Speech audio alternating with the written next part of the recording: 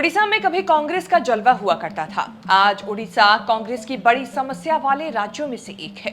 उड़ीसा की राजनीति में नवीन पटनायक के आने के बाद से कांग्रेस रोज थोड़ा थोड़ा घटती गई। बीजेपी नंबर 1 पार्टी बन गई। बीजेपी दूसरे नंबर से पहले नंबर पर आ गई, लेकिन तीन पार्टियों की लड़ाई में कांग्रेस की पोजीशन तीसरे नंबर यानी कि सबसे पीछे रह गई।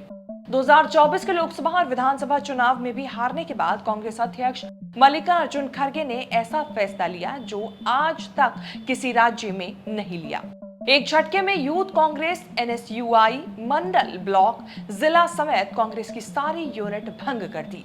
ओडिशा कांग्रेस अध्यक्ष शरद पटनायक समेत सारे के सारे पदाधिकारी बर्खास्त कर दिए।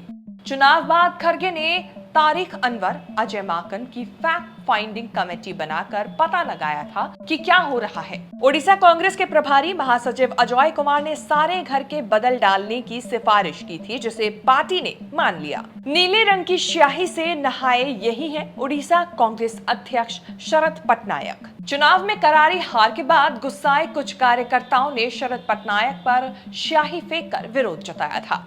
विरोध को दबाने के लिए स्याही फेंकने वाले 5 कार्यकर्ताओं को सस्पेंड किया गया। शरद पटनायक को हटाने की मांग लंबे समय से हो रही थी।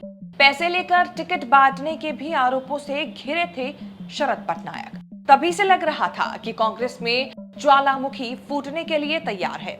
अब नए सिरे से ओडिशा में कांग्रेस को बसाया जाएगा। फिलहाल 3 बार से विधायक रामचरण कदम को कांग्रेस विधायक दल का नेता नियुक्त किया गया है। कदम की नियुक्ति 5 बार से विधायक ताराचंद वाहिनीपति की दावेदार नजरअंदाज करके की गई।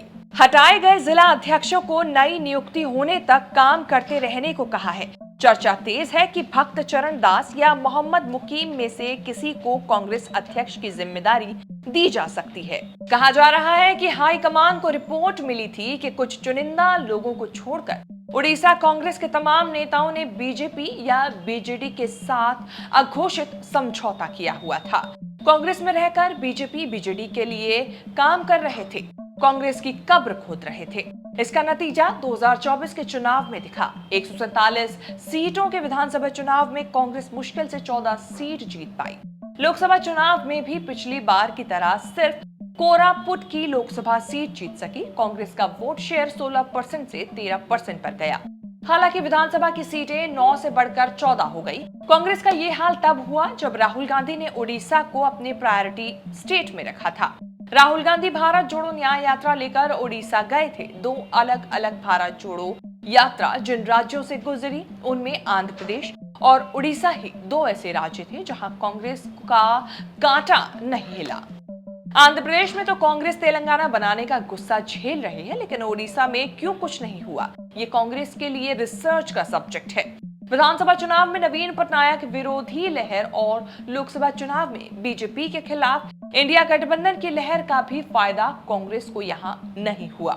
ओडिशा में कांग्रेस को सत्ता से गायब हुए 24 साल हो चुके हैं। अब 2029 तक कोई चुनाव भी नहीं होना है। ओडिशा के सारे कांग्रेस नेताओं को बदलने के अलावा कांग्रेस के पास कोई और विकल्प नहीं है। और अब देखना होगा कि कांग्रेस को अब ओडिशा में क्या कुछ फायदा इस नए विकल्प को चुनने के बाद होता है। आपके हिसाब से क्या कुछ ओडिशा में बदलाव देखने को मिल सकते हैं? क्या आपकी राय है? कमेंट करके बताएं। ये वीडियो कैसी लगी ये भी बताना ना भूलें। इस तरह की खबरें आगे भी देखने के लिए बने रहे न्यूज़ तक के साथ।